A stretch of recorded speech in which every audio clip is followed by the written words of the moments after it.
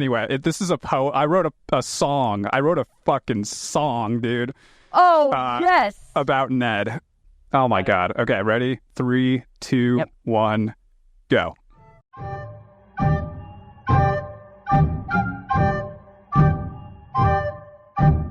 Ned swings the sword, strong and true.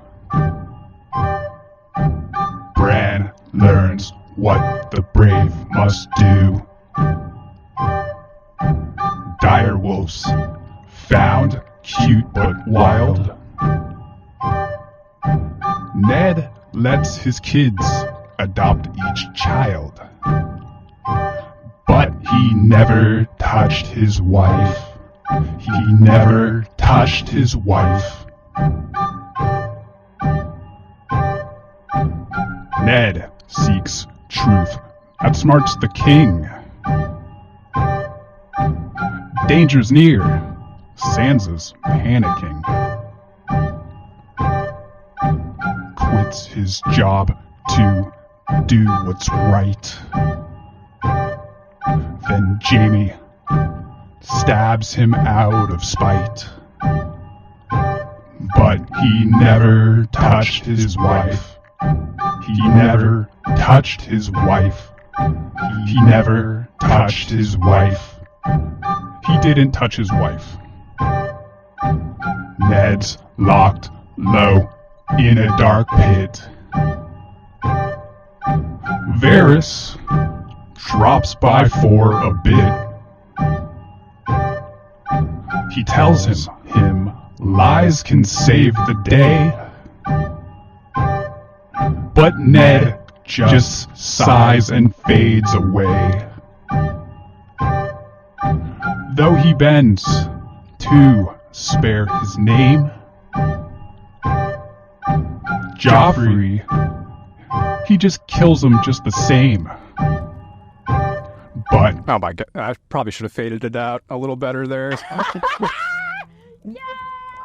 I'm so glad that I muted my mic because my laughter would have been obnoxious over all that. It is, it feels like it's like 150 degrees in my room right now. Oh my God.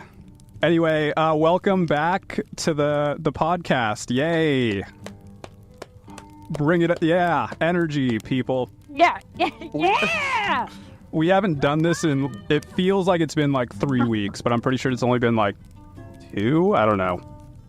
But anyway, yeah, welcome back to Game of Thrones Noobs. I'm Dave Cave Draws. Welcome, and this is JoJo. Hello, JoJo the Mountain Beard here. And Kit. This is Kit. Hi, what's up? It's Kit. Yeah, I'm a little rusty. We're probably all rusty, but that's fine. It's gonna be a good time still. I hope you guys enjoyed that song. Oh my God. Dude, I'm probably gonna re-record it and just like edit the better one in. Anyway. Oh. It's perfect. That totally wasn't pre-recorded at all. I did that on the spot right now.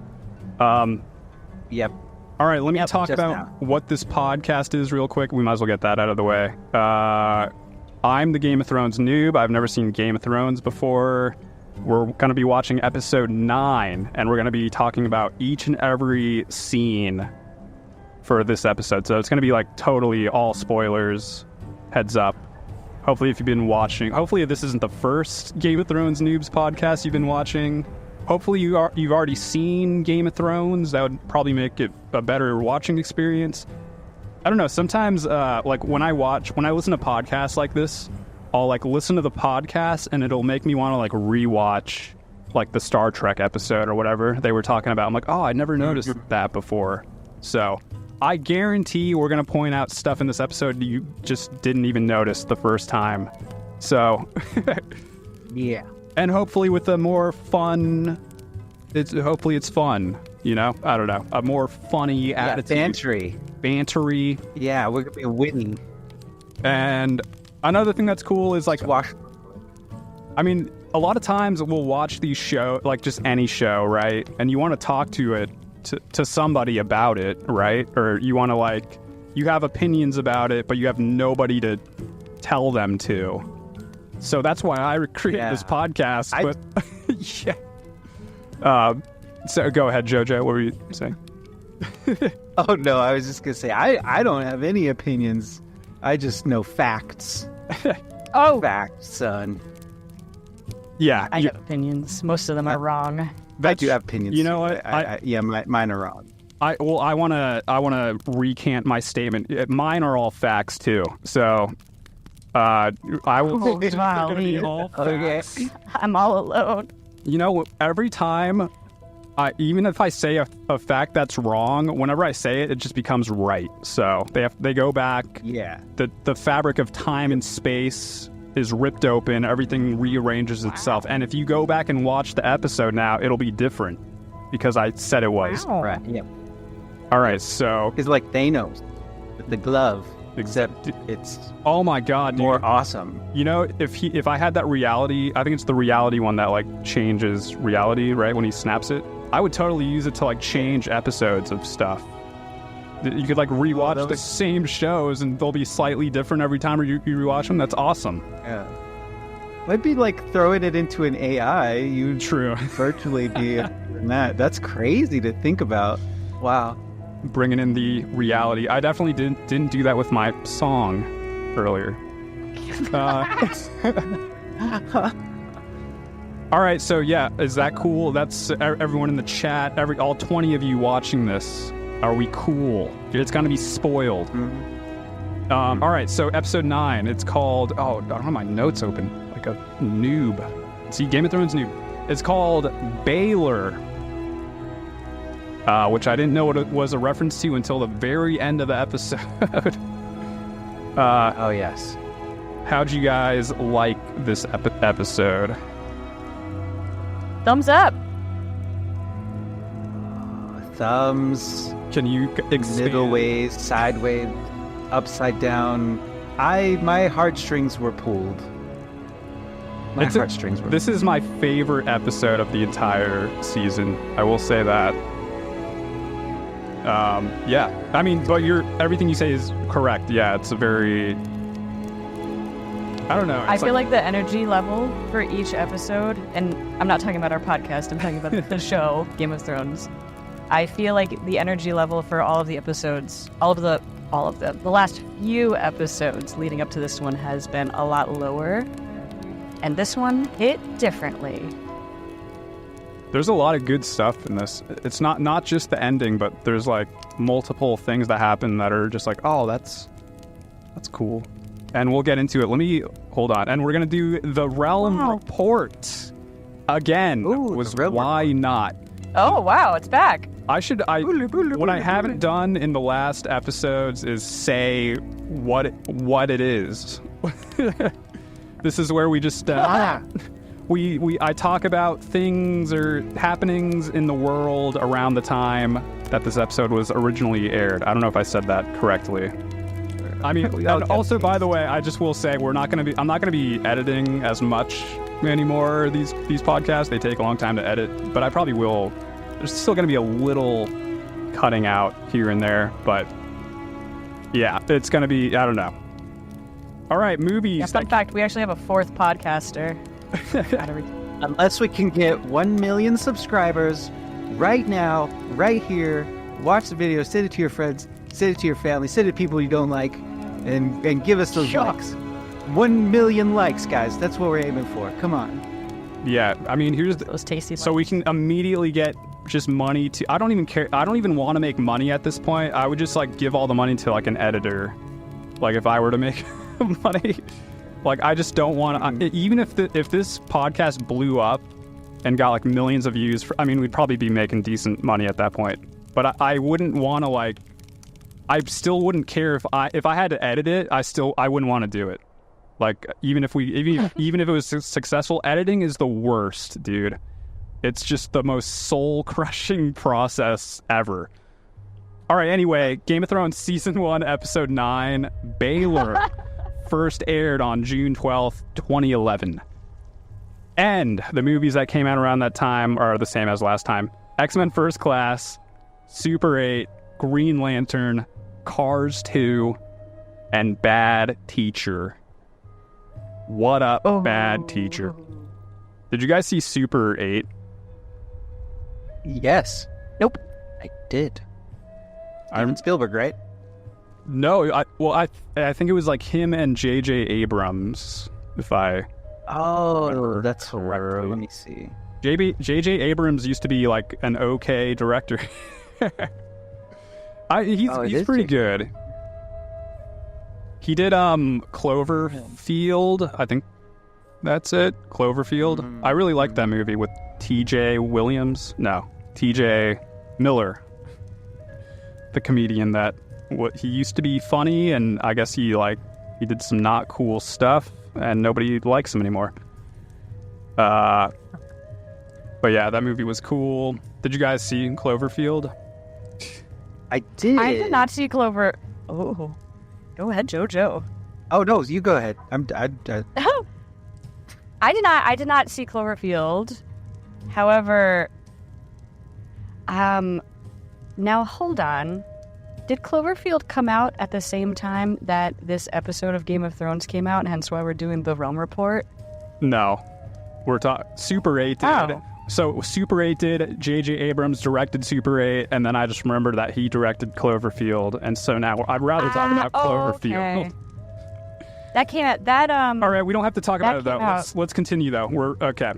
So, and other things that happened in the world around that time... Wiener scandal. Anthony Weiner became embroiled in a sexting scandal. And there was also an E. coli outbreak in Europe. That's always cool. And there was a global economic recovery. The world was still dealing with the after effects of the 2008 financial... Okay, boring stuff. All right, that was the Realm Report. That was stuff happening in the world around the time this episode came out. I was in art school that time, too. Killing it. Anyway. Killing it. And I was faster at marathon. It was just a better time. My knee didn't hurt. He literally buried his teacher. Yeah, I buried my teacher. Literally. In my artwork. Money. In your...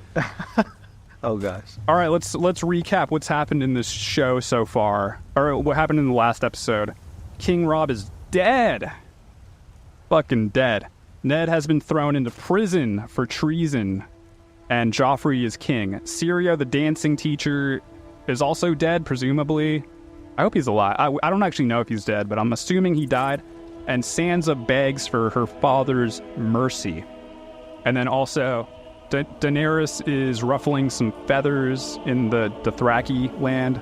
Drogo has been injured in a fight against another Dothraki who didn't want to follow Daenerys' orders.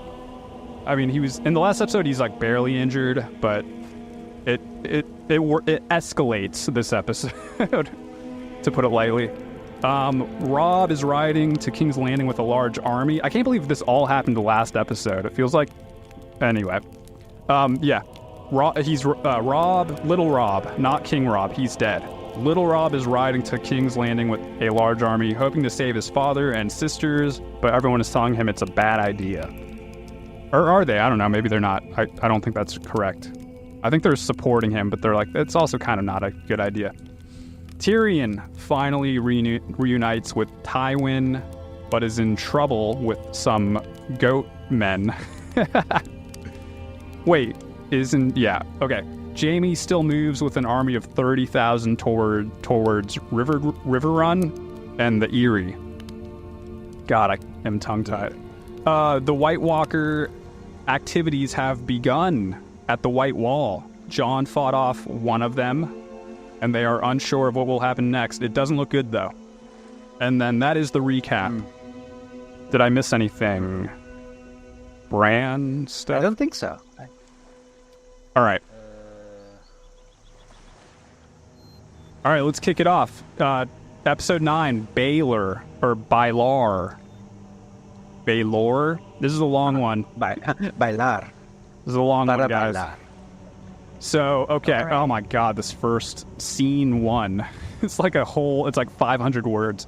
Okay, we open the episode in the dark. In the pitch black prison cell with Ned. He's been shackled to the ground the entire time. He's half asleep when Uncle Fester enters and blinded by the light of the torch. Okay, now I see why it's so long. I added a lot of unnecessary details. He brings him more water and tells him what Sansa has done, begged for his mercy. And Uncle Fester, it's Lord Varys, by the way. I call him Uncle Fester. Yes. Tells us about a time when he was a boy, when he still had his balls. He traveled with a group of actors through the free cities, and they basically taught him that each man has a role to play. Here, he is the master of whisperers.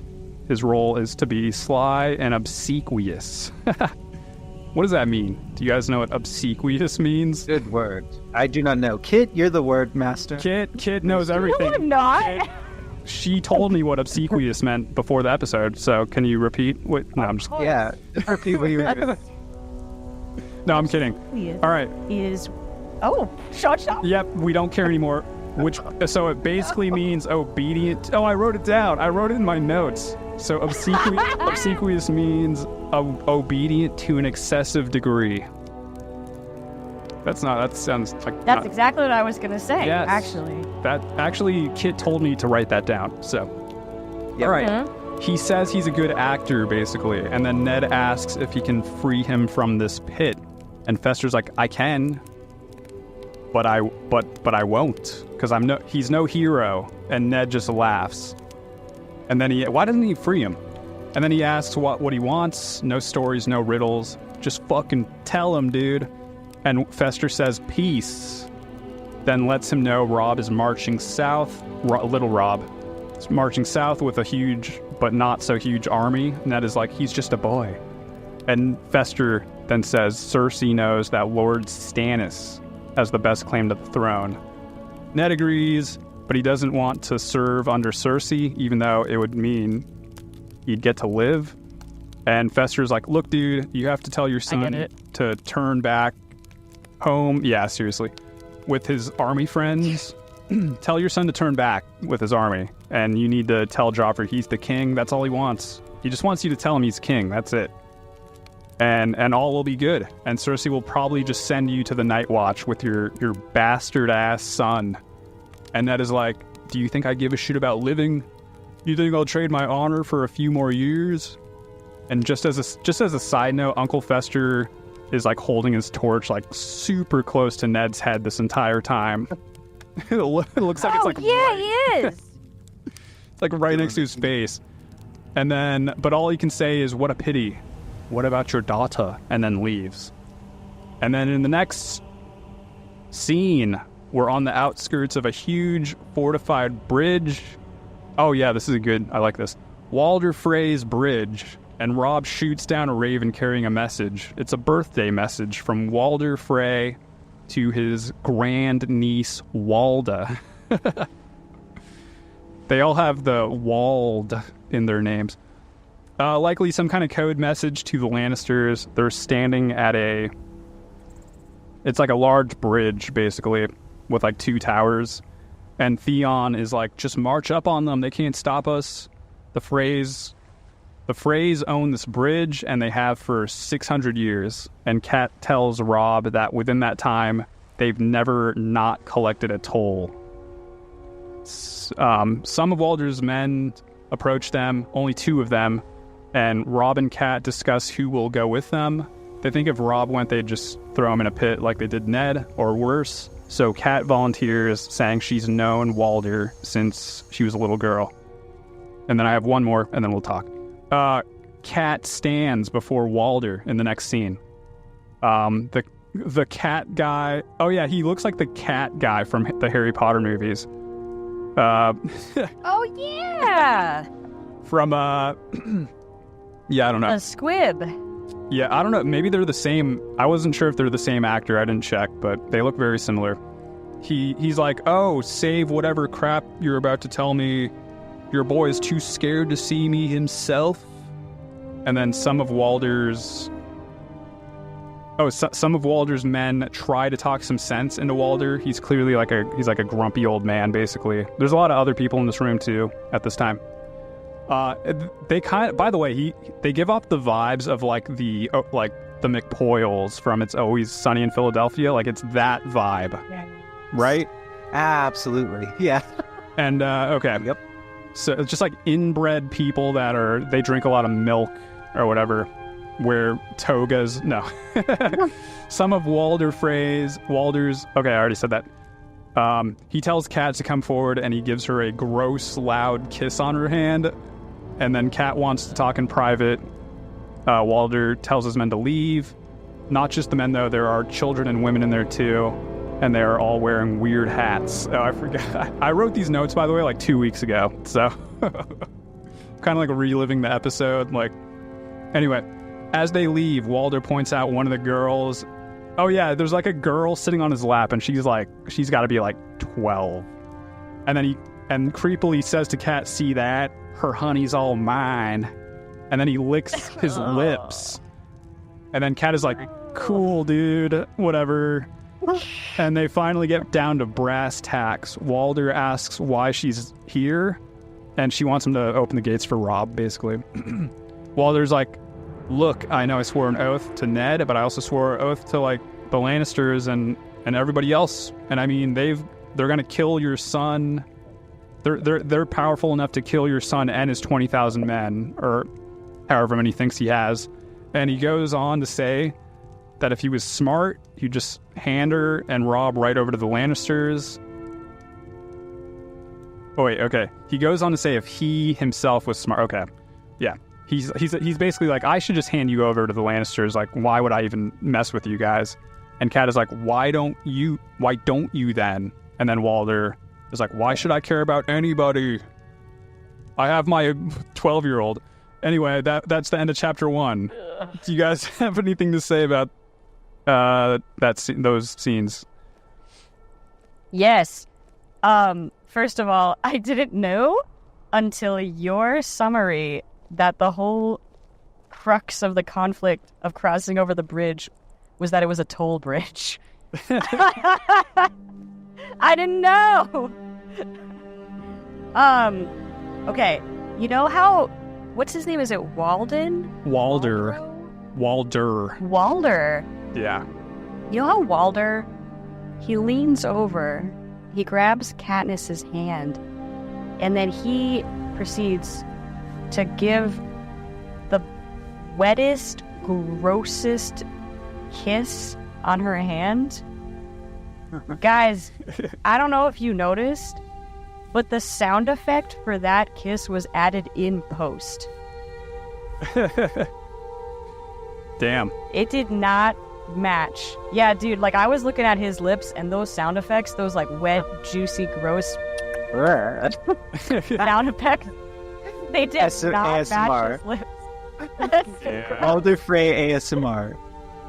Which means that somebody's job was to like go through a library of gross, wet sounds and find the grossest, wettest one and go, that. Yeah. Oh no, dude, that guy. Or make them. That guy knew exactly which ones to use already, for sure. Sound people. No. He was like, "Yeah, I know. I got the porno file right here, dude." Like, Hope the sound person just hired his girlfriend and was like, "Okay, we're just gonna make out in this session," and that's what they recorded and just placed it.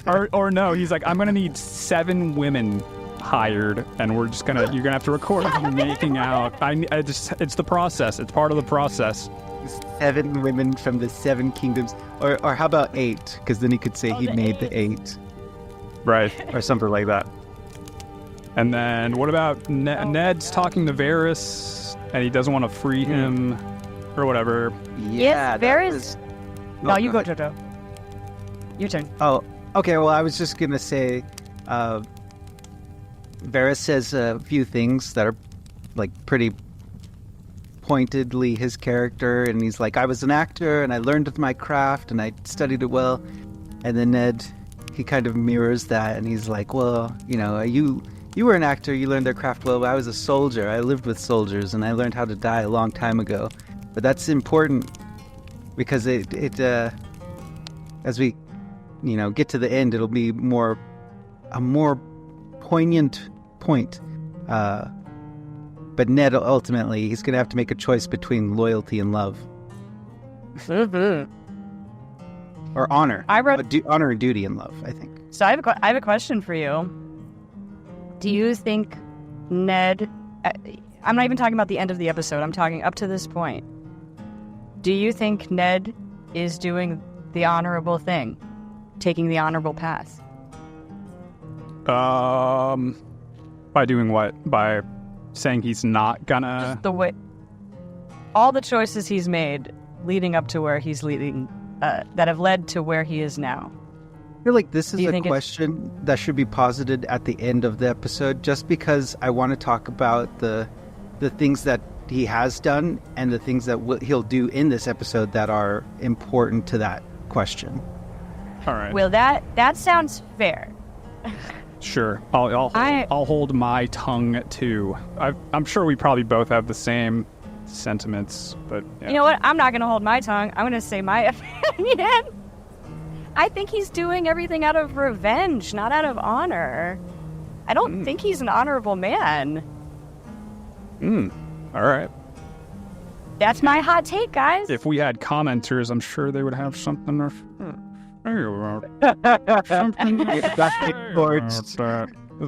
What do you think, chat? We do have one commenter, by the way, so maybe we'll shout him out at the end. Yeah, we'll give him a shout out. Yeah. All right, let's get into chapter 2, though. We're at 25 minutes. You say it was me? I did say it was you, yeah. This time it wasn't JoJo. Anyway, chapter 2, we're back at the White Wall, and Commander Mormont asked Jon when his hand will heal up, because it's still all bandaged from when he grabbed the hot lantern in the last episode. So they're really, they're not making you forget. I don't know. I think that's kind of a cool detail. Mormont. Whenever I say his name or read it, I think of like marmots, those like prairie dog things. You know what I'm talking about? Mormont gives presents to him. Oh, okay. Mormont presents to him a sword he made specifically for Jon. It's called Long Claw. Oh wait, but well, he made the hilt of it. It's made of Valyrian steel. Oh yeah, and then I write correction. He had the handle of it redone, but the sword was the sword. I don't know why I just didn't like erase the. Anyway, cross it out. Yeah. The sword was Mormont's father's sword, and his father before him. It's been in the Mormont's family for 5 centuries. So he's giving it to Jon Snow, and it was supposed to be passed down to his son Jonah. But he brought dishonor to their house, so fuck that guy. Jonah was actually in possession of it at one point, but he left it behind before fleeing from Westeros. So at least he left it behind. Jon Snow is like, I can't take this. And Commander is like, you can and you will. It's to show his gratitude for him serving him in the last episode, for saving him in the last episode. But it doesn't mean he approves of his little spat he got into with Will Ferrell. Jon wishes to apologize to him, but he can't because Mormont sent him to King's Landing yesterday. He's brought with him the hand that Ghost fetched from episode 7, I think. And he's going to try to get it to he's going to try to use it to get King Joffrey's attention, basically. But also put some distance between him and Jon and Will Ferrell. Then Mormont is like, now go put that sword in your scrubby-ass quarters and make me a chicken sandwich and some waffle fries. And then Jon says, I forgot her. Jon says, yes, my lord, and leaves. And then on his way back to his place, several night watchmen congratulate Snow on his new piece of hardware. They pat him on the back and tell him he earned it and stuff. Jon is all smiles and accepts their compliments. And he goes into the mess hall. And, the skinny guy's name that we didn't know his name, I think his name is Pip. I don't know if that's his name, but at least they call him that. Anyway, little Pip comes up and asks to see the sword. And Sam is seen sitting at the table alone, and he doesn't seem too happy. And more guys gather around Jon and begin chanting, sword. They're like, sword, sword, sword. And then Jon takes out his penis. No, his sword, and it gets passed around. John sits next to Sam. I mean, he takes out his sword. He's like showing off his sword, basically. Everyone's like, cool, I really like this. And then he sits next to Sam, and he's like, all right, dude, what's wrong? And Sam's like, I'm not allowed to say. I signed an NDA and stuff. And and basically Sam knows about another message that was received recently by Maester Eamon. Is Eamon the blind guy? It was... Oh, wait, no, yes. I think we find his... Oh, anyway. So he got a message, and how is he able to read it? Anyway, it was about Rob heading south to war, and John's like, I should be there. And then now we're back at the Walder Bridge, and Kat rides back to Rob. The sun is going down. He's been waiting there all day, apparently. And basically, Walder has granted his passage of the bridge. Lord Umber gives Rob a big, doofy smile. Let me... Hold up. Okay. Gives Rob a big, doofy smile. Also, he's going to give him his men. In return, he will be... Wait, what? Okay. Okay, Walder... What the fuck? Okay. I think I meant to say also Walder is going to give... Not only will he let him pass, but he will also give him his men in return. Wait. Okay. Maybe you guys can correct me. I don't know if this is correct, but he's going to give him his men in return. He will be taking his son Oliver as his personal squire. He expects him to become a knight at some point. And Rob is like, that's cool. And then there's one more thing. Arya is to marry his son Waldron when they both come of age. And Rob's like, oh, she gonna hate that shit. And then there is actually one more other thing. When the war is over, Rob must marry one of his daughters, whichever he prefers. And Rob is like, are they hot? And Theon laughs, and Kat is like, I think I saw one that was okay. And Theon continues to laugh. Rob is like, can I refuse? And then Kat's like, not if you want to cross. And he's like, fucking fine, whatever. And in the next scene, Rob's gigantic army just crosses the bridge, basically. And that's the end of chapter 2. What do you guys think of chapter 2? Nice. Nice. You want to go, Jojo?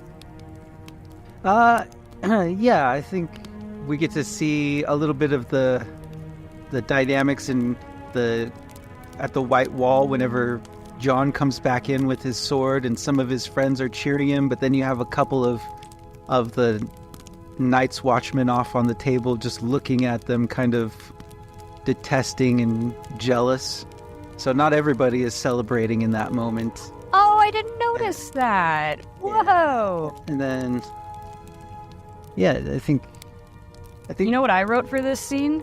I wrote in my notes, quote, every time Jon Snow is on screen, I completely zone out, end quote. That was my note for the scene. Do you know, like, as in you don't care for his scenes, or? Yes, I don't. I don't know what it is about Jon Snow, but whenever he's on screen, I just completely lose interest. That's interesting. I mean, there definitely. There definitely are scenes like that for me too, where I'm like, oh my god, like, I don't know, like I'll be taking notes and then like with Sansa. Well, just because I mean, there's a lot of scenes where it's just like little like stuff. If I was watching it normally without taking notes, I would probably just like not care about. And then like when I'm watching this and I'm taking notes, I have to like go back and rewatch the scene because I have to be like, oh god, I need to pay attention to that actually. And most of the Waldron stuff would have been that. I would have had no idea. I would have had no clue that he was like had to marry a daughter or whatever. Had I watched this like casually, I would have not paid attention to any of that. Like, oh, to your point, Theon is a presence in every episode, and has speaking lines in every episode. And I think I didn't even notice that he was a character at all until at least season 2, the first time I watched this show. That's actually... I know exactly what you're talking about. Yeah, he actually doesn't, though. Like, it's funny, in last episode, he's in scenes and he smiles a lot. I think he says, like, one line in the last episode, and same with this episode, he only has one line. But he's in a lot of other episodes where he's, like, smiling and laughing. So he's there. Mm-hmm. He's kind of just, he's become, like, back... Are you talking about John? Theon. Theon. Oh, sorry. Theon. But, I was just making the point that I don't notice Theon, or I didn't. I feel like I stepped over you, Jojo. I apologize. Yeah, go ahead. I'm done with Theon. Good. So. That was my note. Okay. Yeah, I didn't really have any notes on this chapter. Yeah, it's just, he gets a sword. Everyone likes it. He finds out Rob's going to war, right? And then Rob basically has to marry an ugly woman who's probably like 12. I did find it funny that Catelyn Stark. Ew. Catelyn Stark, she, I don't know, if she was a different character, I couldn't help but laugh when she goes, I think one of them wasn't too bad. If she was a different character and he had been like, did you get a look at his daughters? She might have been like, that is not what's important right now. No, what's important right now is getting your father safe and home. But instead she's like,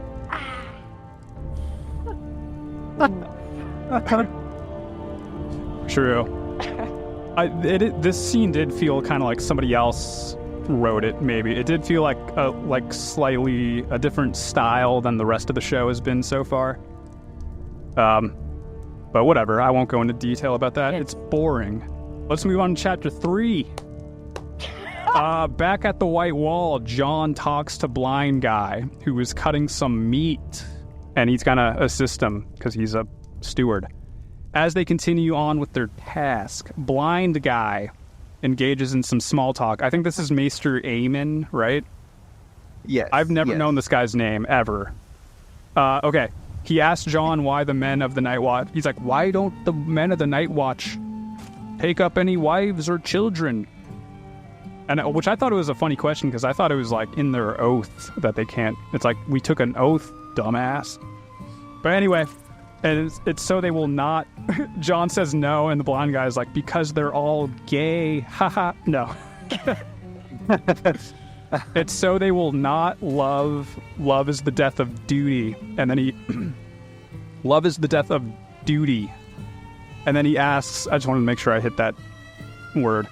Then he asks what Ned would do if he had the choice between saving his wife and children or honor. Oh, they're talking about Ned. Yeah. He asked John what Ned would do. And John is like, he would choose honor all day. He likes us and stuff, but he's just all about that honor, you know? And then John deduces that this blind guy knows about Ned's situation and stuff. And John's like, so is today that day, the day when I have to choose? And then the blind guy goes on to say he can relate. He was here at the wall when he received news that they had killed his brother's son and his son. They had killed his brother's son and his son and their children. And then he went... And then we find out that this guy's brother was Aegon the Conqueror, who was king only because... He became king only because he, the blind guy, refused the throne. So... And the blind guy is Armin Targaryen. It's Aemon, but I put Armin. And then Armin is like, choose. You must choose to stay or go. And then you will have to live with that choice for the rest of your life. Fool. And then, okay, back with the Dothraki. They're riding horses again by the beach. I don't know, maybe I don't know. I thought I saw a beach. Daenerys and Drogo ride up front, and Drogo isn't looking too good. He's like slumped over, and he looks like he's about to fall off the horse. And Daenerys is like, "My son and stars, how's your scar?" And then, and then he does fall off the horse. And one of the Dothraki men is like, "A Khal who can't ride is not my Khal." And Daenerys is like, "He's just tired, that's all."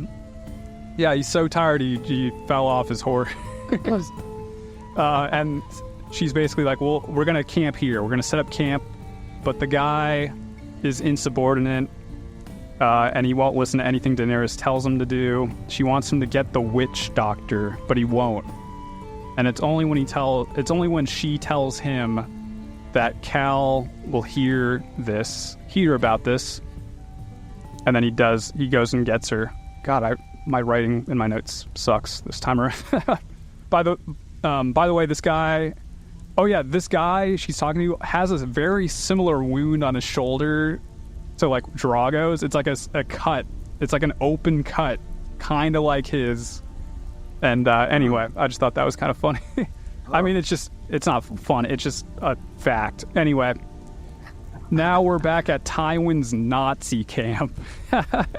Oh, They're having a little potluck lunch, and they're talking about Rob's like recent movements and stuff. They've been tracking his ass.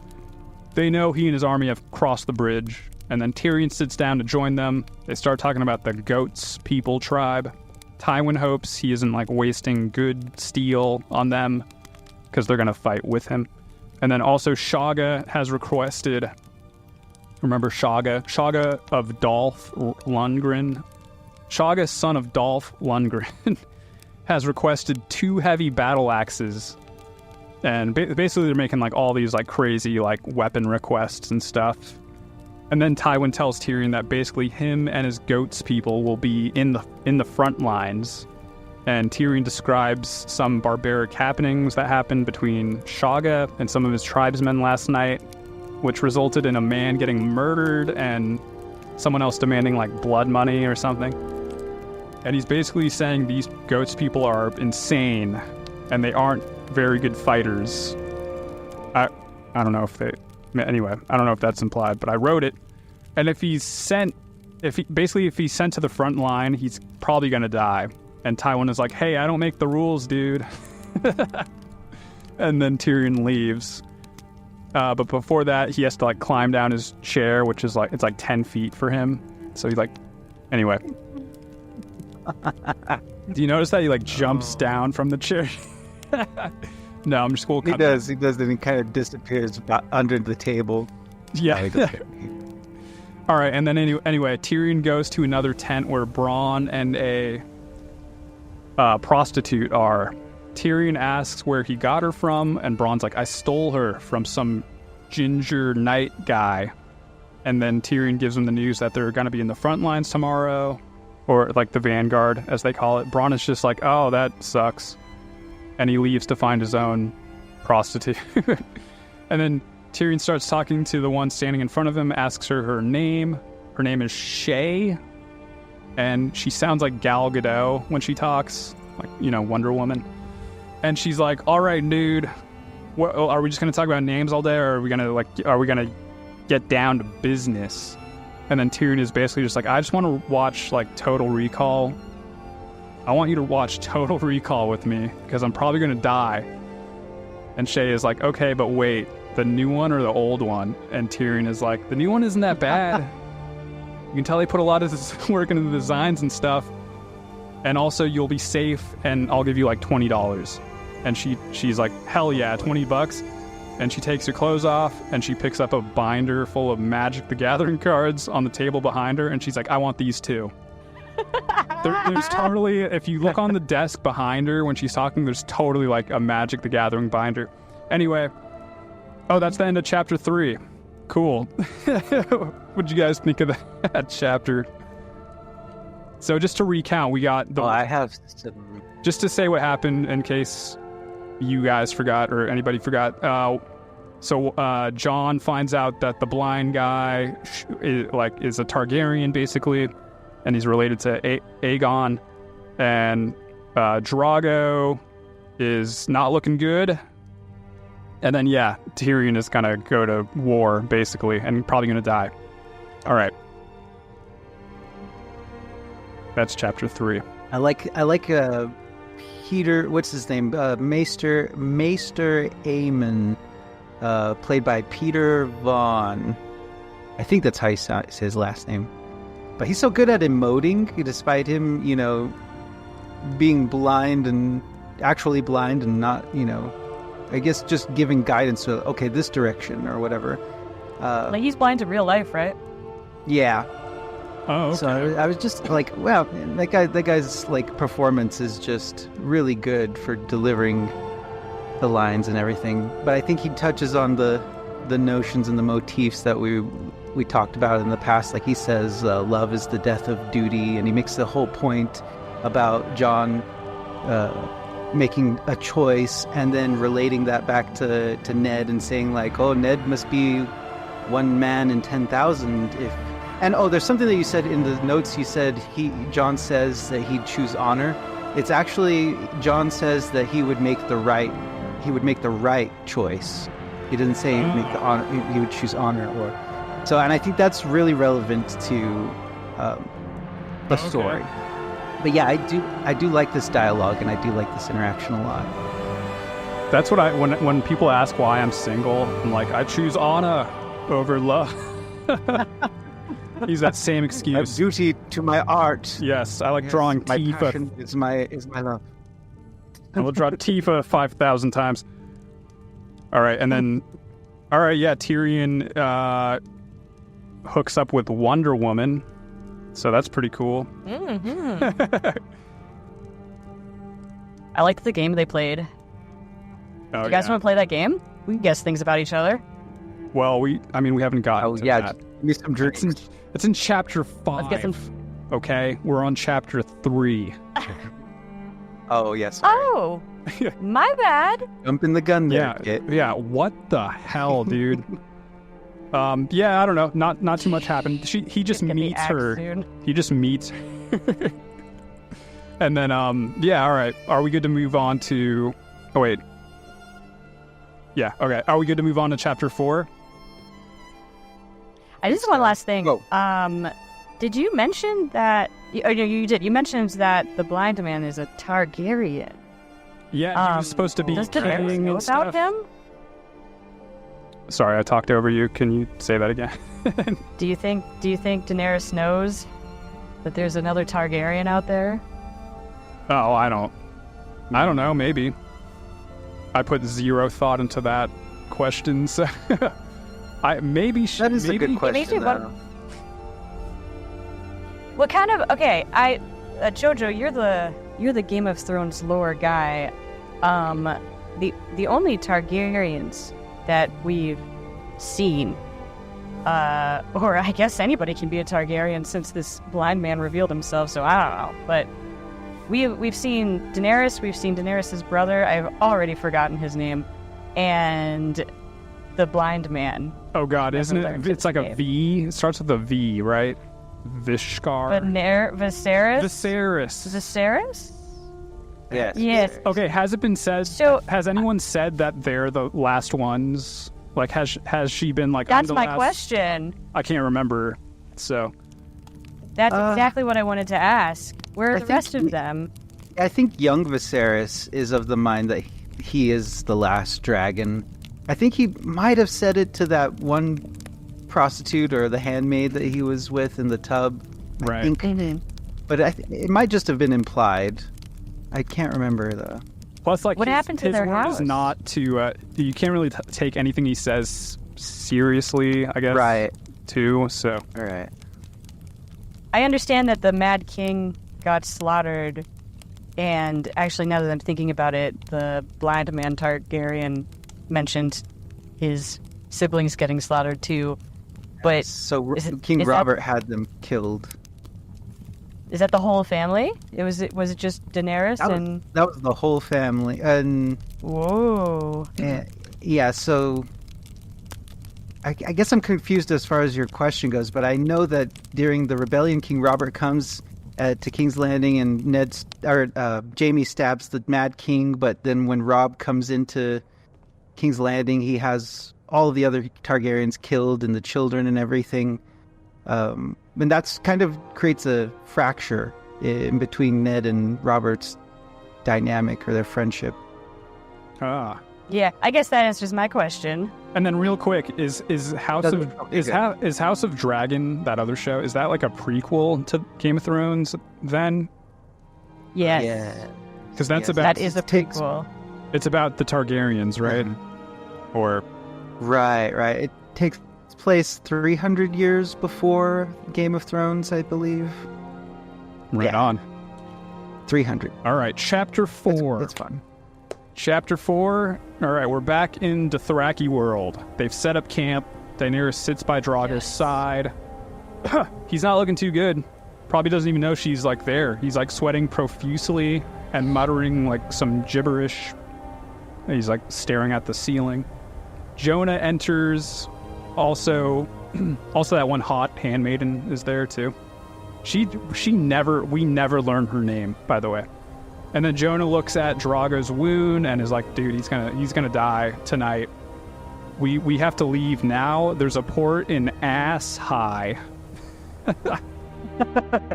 She's like, why would I run if he dies? That's crazy. I'm like, Khaleesi, you're being crazy right now. And the handmaiden is also like, yeah, you salty ass man ho. Oh yeah, I gave her some lines. Jonah's like, they don't honor anything here though. Like, they will fight over who is Cal after he dies, and whoever wins probably won't like you and will slice your ass up. And now the handmaiden is on his side, and she goes, oh, he right, your ass gonna be annihilated. And Daenerys is like, Oh, well, Daenerys is like, whatever, I'm not going. So what now? And then the witch enters with the insubordinate guy. I don't know his name. It's not Mago, because he got his tongue ripped out. He looks exactly like him, though. She looks at Drogo's wound and is like, oh, that's some sweet festerage right there. And the guy's like, you did this, and draws his blade, and he's gonna like kill the witch. And Daenerys yells at him, but he's like, hey, we're probably gonna kill you too after we kill her, just so you know. And Jonah is like, bro, she's still the queen. Chill.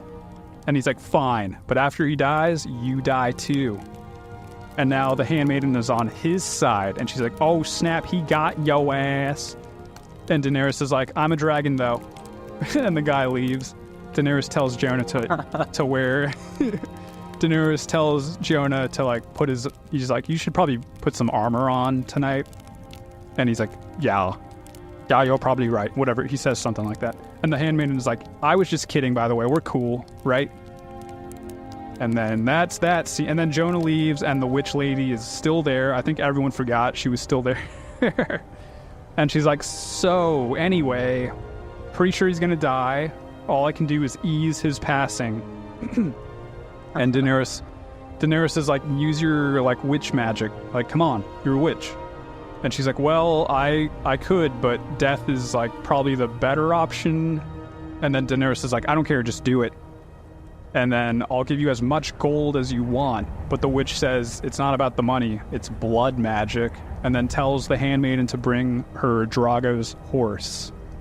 They're gonna have a horse barbecue or whatever.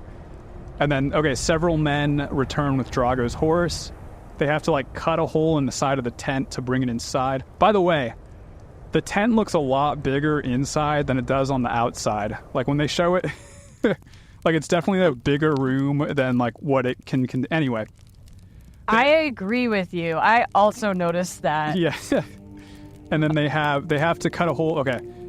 Already read that. Okay, the one guy that looks kind of like me, younger me, is like, don't let her do it, Khaleesi. Let me kill this witch. Everyone wants to kill the witch. And then Daenerys is like, no, dude, we're doing this. It'll save Drogo. Guy, me. And then the witch approaches the horse with a dagger while muttering some like voodoo stuff. And the witch is like, everyone needs to leave, and also tells Daenerys not to let anyone enter the tent because, quote, the dead will dance here tonight, unquote. And the witch like slashes the horse's neck, and a Quentin Tarantino amount of blood splashes onto Drogo. And you can kind of see Jason Momoa like sort of breaking character as the blood splashes him in the face. Like his eyes blink a little bit. Which, I don't know, I guess that could be in character to be fair, but it doesn't look, it looks like him, the actor, is like, oh God, it's like in my face. Anyway, okay, and then Daenerys goes outside. A bunch of Dothraki men and women have gathered around outside, and they're all watching it. They're watching it all go, or they're listening to it all go down. I don't think they could see it, because, I don't know. And then Jonah approaches her. He's now wearing a full suit of armor, and he's like, "What have you done?" And then he's like, "We could have been in ass high right now. We could have been 10 miles away by now. Even though I told you to do that 5 minutes ago. I don't know how we could have been there." Anyway, as he ushers her away, they hear some crazy demonic like screaming noises coming out of the tent. And then also the tent looks... Oh, I wrote down, the tent looks a lot smaller on the outside than it does from the inside. The insubordinate guy approaches again. He elbows me in the face, the guy that looks like me. It hurt. And then pushes Daenerys to the ground, and he marches into the tent. He's gonna like put an end to the witch. He's like, "I don't care, like demons, we're killing her." But before he can enter, Jonah's like, "Not today, horse lord." And he draws his sword, and they get into a little 1v1 sword fight. Let me get some water real quick.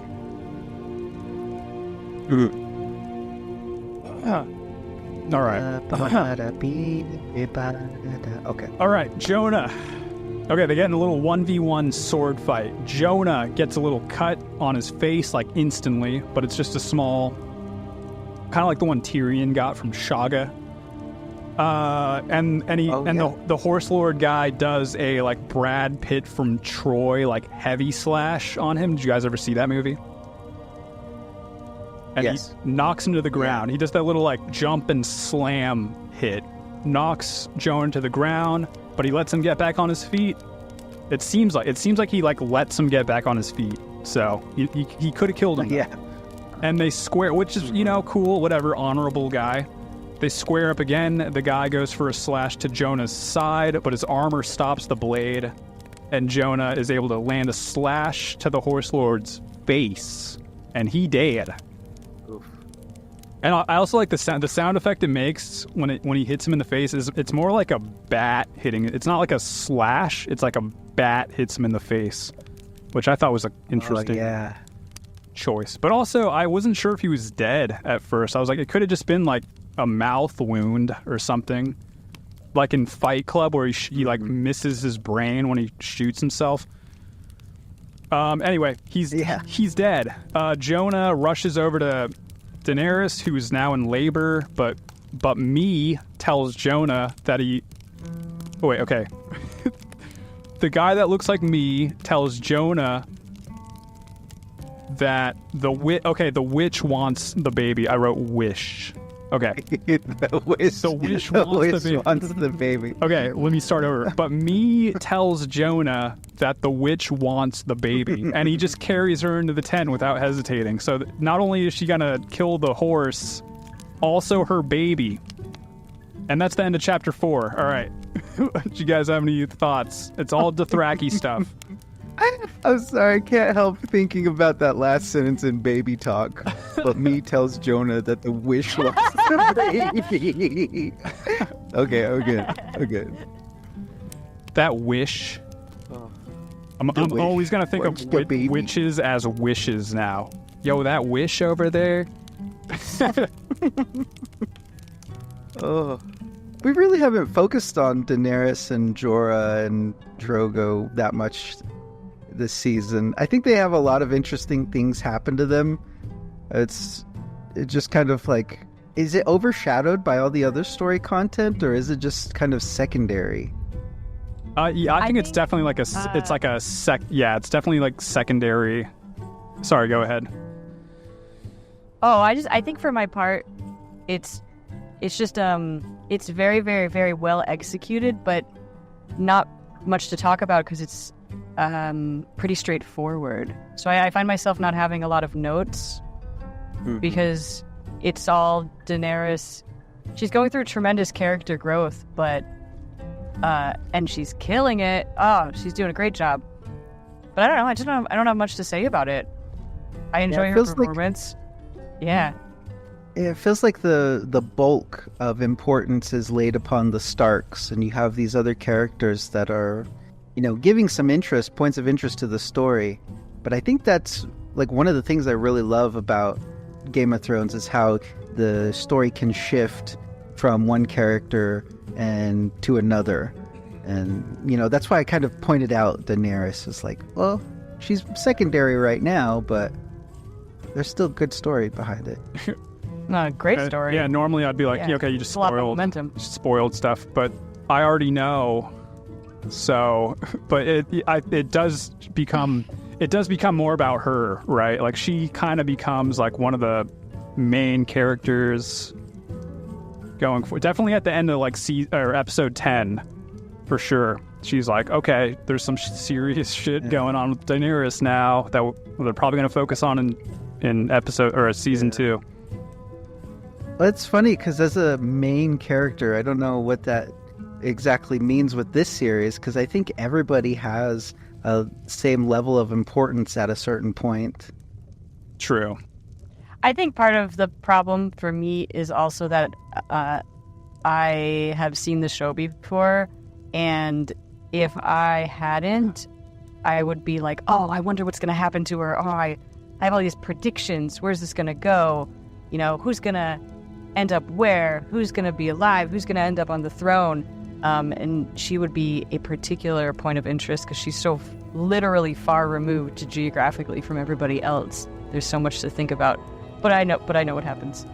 So Yeah, I I don't mean, have much to say. I think it's fair to call her a main character, even though she's barely. There's some episodes that she's straight up not in at all, but she's like the Joey Tribbiani to Friends, where it's like he's not in that show a lot, but everybody loves Joey, you know. So because every scene he's in, Everybody loves Joey. every scene he's in is like very memorable. He stands out a lot, and that's kind of like the same with Daenerys. Like she's always crazy stuff's always happening to her or around her. Yeah, like this witch lady. Like I feel like the witch lady. Do we make fun of her for her healing powers? Or I think you had a comment on that a while back, David. You were like, do we talk about the healers or? Well, we cut. You know. It got cut out, but we did. I did ask about I asked about like, is the magic any good in this world or whatever? And then we're about to find out how like not good it is. Or at least her Not magic. great. Her magic's not good. I don't know. Maybe they're. Oh, but that's the thing, though. That's the thing. I feel like her intentions as the witch are very malicious. Oh, I mean, not that she's like a witch to us, just maybe a witch to the Dothraki. But she was enslaved, and then all of a sudden these Dothraki come and they start, taking advantage of her and abusing her, and she probably wants some kind of retribution. So it makes me question her motives in healing, quote unquote. Oh, that's Khal Drogo. Also, they take Daenerys's babe. It's like barely mentioned at the end there, where she wants her baby too. Like the baby's going to become a part of the blood magic. So, and it's also funny how Jonah is just like, all right, yeah, let's give her the baby. Like he doesn't even think twice about it.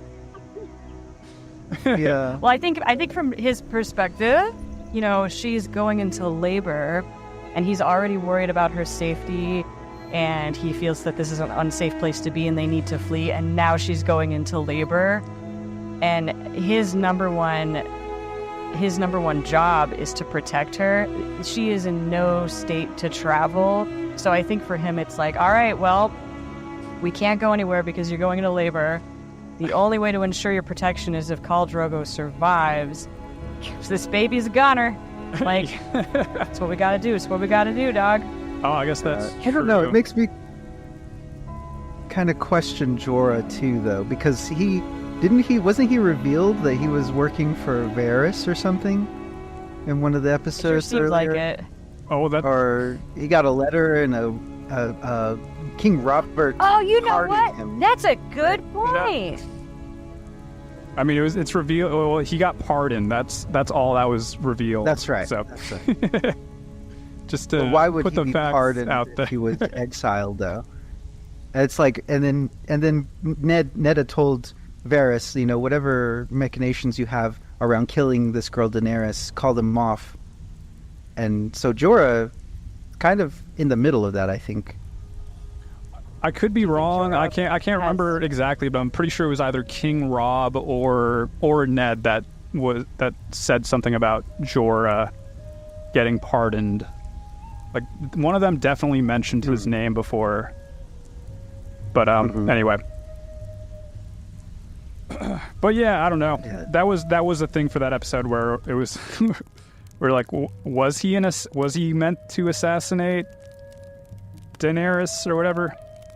I don't know. I didn't get the same for the witch. I didn't really get any malicious intent from her. I think she's just trying to survive, and Daenerys has been treating her well. Also promised her gold or whatever. I mean, she didn't want it, but I'm sure there's like there's no way she likes the Dothraki for sure, but I think she's also legitimately trying to help.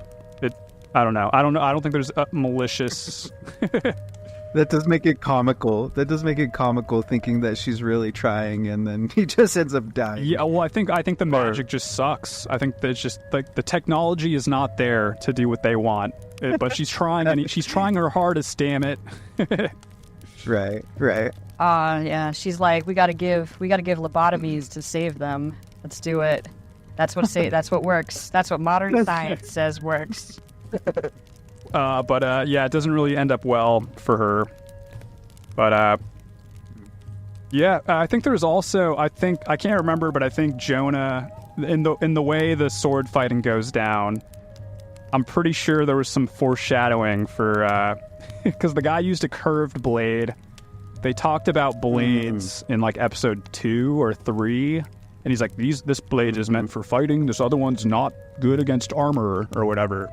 And then I think that is kind of paid off. Like it's a small payoff from like 8 episodes ago, but it is kind of cool. Oh, definitely.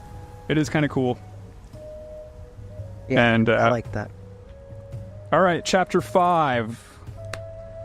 We got 2 more chapters, so this is the second to last. We're back in Oh my god, this is a long scene. We're back in Tyrion's tent. Okay, now they're playing the game. Him, Shay, and Bronn they're just having a game night, basically. like a nice it's like a family night, family game night here. That's what they're doing. They're playing some kind of drinking game. First, it's like they're playing a game where they hold a flame to each other's arms, and whoever retrieves their arm first has to drink. I think that's a classic game. I think that's what it is. Yeah, and Tyrion removes his first. They're basically okay. And then, yeah, he removes his first. Shay shows no signs of pain whatsoever. And then they play a game where Tyrion's like, I don't want to play games where we're getting, like, hurt and burned, basically. So they play another game where Tyrion will make statements about their past. He's just going to, like, guess. And if he's right, they drink. If he's wrong, he drinks. Shay doesn't want to play, so he does Bronn first. And Tyrion is like, your father beat you. Bronn drinks. And then Tyrion says, you killed your first man when you were 12. And Bronn is like, it was a woman. So Tyrion drinks. And then he explains, I forget, I didn't write the explanation. There was a reason he killed a woman, or I don't know. Anyway, next we find out that Bronn has been north of the wall for work. And then Tyrion turns to Shay. Even though she doesn't want to play, he's like, whatever, well, you're playing. Your mother was a whore. And then she says no. And then Tyrion proceeds to get the next 2 questions wrong. Also, the next 2 statements. And then Tyrion tells a story about one time when he and Jaime he tells a story about his like first marriage. When he and Jaime saved a woman from some R-wordists.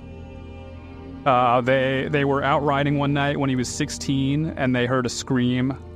And then this woman ran out onto the road in front of them, and the 2 R-wordists ran away. And while Jaime chased them down, Tyrion brought the woman named Tysha, Tysha, Tysha, to an inn and fed her. And Tyrion admits this was a time when he was like afraid of girls because he was just used to them just like laughing at him and then asking about his brother Jaime. But they ended up sleeping together and eating 3 chickens. And then she sang him a song, Iris by the Goo Goo Dolls. And then they eventually got married, but it turns out Tysha was a W word prostitute. Jaime set up the whole thing, the R-wordists and all that jazz. And after Jaime confessed to him, Tywin brought in Tysha and gave her to his guards, and he made Tyrion watch. And Bronn is like, I would have killed the man who had done that to me. And Shay is like, dude, you should have known she was a whore. Iris by the Goo Goo Dolls, dude.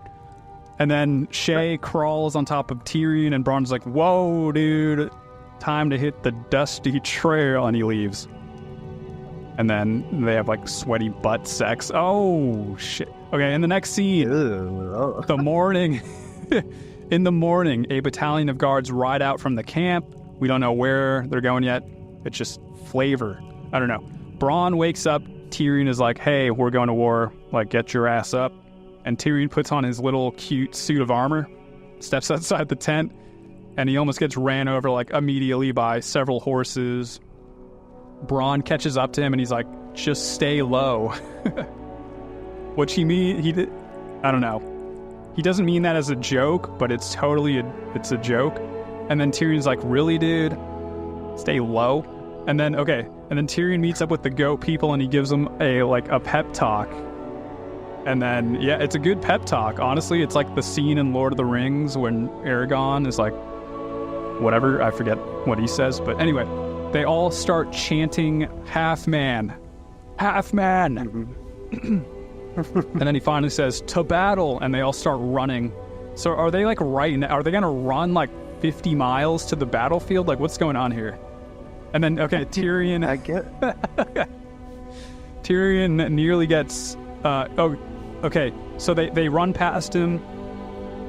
One of their hammers, like, hits him in the head and, like, knocks him out. And he falls flat on his face.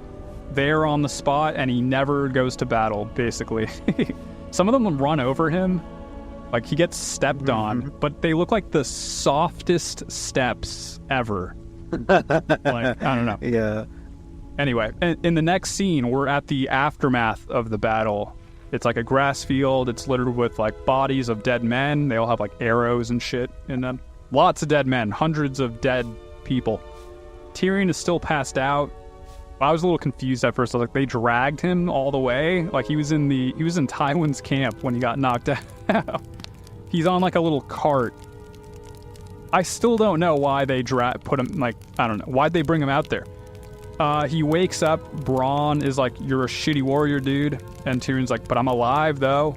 Did we win? And Bronn is like, yeah, dude. We wouldn't be talking right now if we didn't.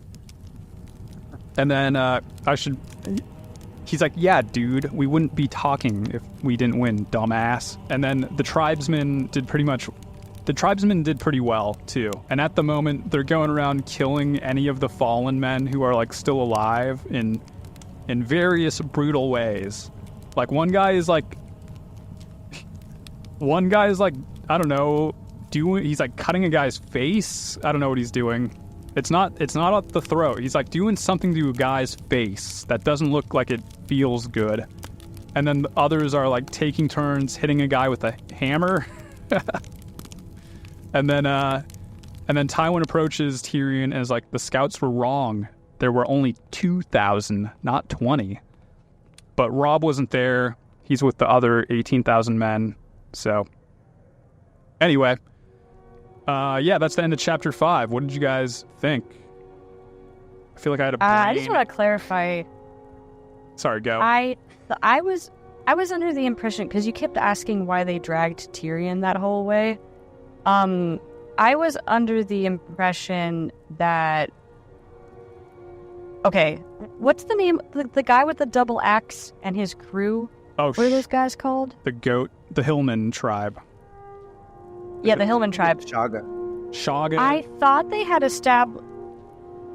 I thought they had established that the Hillman tribe was already at the site of the battle, or where the battle was about to happen, meaning that by the time Tyrion caught up with him, it wasn't like he just kind of went a few feet to the left and was like, all right, guys, let's go. He was at the site of the battle when he caught up with them. So it wasn't they dragged his body to the battle. That's not what happened, though. He walks outside of his tent. Unless that tent is already at the battlefield, that could be possible. But he literally like walks outside of his tent, and then he walks to the goats people. So what I remember is he walks outside of his tent, and then his guy says, like, they're already at the battlefield. We have to go. You are far behind. Oh. And then there's like a cut, and there's a cut where he's meeting up with them in a different camp. Okay. That's another the only time way. jump. I'll just go with that because that's the only way it could work. So. Because when he wakes up, he says like, "Where are the Hillmen?" or whatever their names are, and then his buddy is like, "They're already there. You are way behind." Interesting. Anyway. Cool. I do like Shay and Bronn and Tyrion's interaction with their little game. And I think Shay is really setting her... Like, interestingly enough, she has a very dynamic character already. Because that first interaction we get with her and Tyrion, she's already bantering. She's not going to let, even though she's there as a prostitute, she's not going to let him just have his way, I guess. It's the way that she talks to him, right? And I get that even during the game, because she's like, I don't want to play by your rules. I don't care about the rules, But, yeah, I just thought that was funny. I just thought that was funny because Tywin almost does the same thing to Tyrion the scene before. Gotcha. Anything else? I also thought for sure when Tyrion's... The Hillmen? Did you say that's what their name was? I mean, I call them the goats people. I don't actually know their name, so... The Skyrim crew. Yes. When the Skyrim crew was chanting half man, I did not know that's what they were chanting because I wrote down in my notes, yeah, Hawkeyes. They were saying Hawkeyes. Oh, Hawkeyes. And then I wrote down, why do they sound like a sports fan club? Who are the Hawkeyes? The Hawkeye, or you mean the Hawkeyes everyone else knows, the superhero from the Avengers. And that's probably where I got that name. By the way, I'm watching the scene right now. There is no mention of like they're already at the field. He walks outside of his tent and he goes right to the group of goats people, whatever. Wait, doesn't no. Immediately when he wakes up, doesn't he say? Nope. He wakes up and he's just like, you're sleeping through the war. You're sleeping through the war. Get up, and he's like, get my squire. The squire. Oh, that's what I. And he's thought. like, you don't have a squire, fool. They're miles north. Squire was referring to his. Yeah, and then they go out. Okay, yeah. They're already. He also like literally walks out of his tent, and they're right there. You can like see them. There's no like cut. Oh. So. I guess I was wrong then. So it's weird. You can go ahead and cut all of my input in this episode. No, it's fine. Cut all of it. But maybe, okay, the only way I can explain this is like maybe this camp they're in is like a different camp that is closer to the... He says they're a mile... I guess it's not that far. The group they're going to fight is only a mile away. So he does say that. So that's not that far. Again, for me, 6 minutes. So... So that's like nothing on a horse. So they're basically there. I guess it still works. So a mile away, that's nothing. All right, anything else to say about those scenes? What was that, chapter 5? The only thing I wrote is that I'm pretty sure when Tyrion was being dragged, he was on a green screen. Yeah, it was a little weird at first, and then it's revealed later that he's on He's on like a cart, so. He is on a cart, but I still think that cart is on a green screen. I think it was meant to look like he was like. I think it was meant to look when they first reveal that he's being dragged. It's like it looks a little weird. I think it's meant to look like that because you can't see the cart, and it looks like he's floating above the grass because none of the grass is like. He's not interacting with the ground or anything, so it's a little he's floating, right? Yeah. He's too smooth. He's not like wobbling his head or shaking or anything. It's this seamless, smooth, floating. But even if he was on a cart, the cart would be kind of moving and bumping and true, with the topography of the ground. Yeah, they're literally riding over like shields and bodies and stuff. I'm watching that scene right now. But I'm pretty sure it probably, and I'm pretty sure it's a repeating background. I'm pretty sure it's like a JPEG. Anyway. I also think Tywin looks really badass in his armor. Just throw that out there. He does. Their armor does look cool. It's very, I don't know why, it just reminds me of like Star Wars looking stuff. I don't which is cool. I like the Star Wars designs, despite the movies being mostly terrible. There, I said it.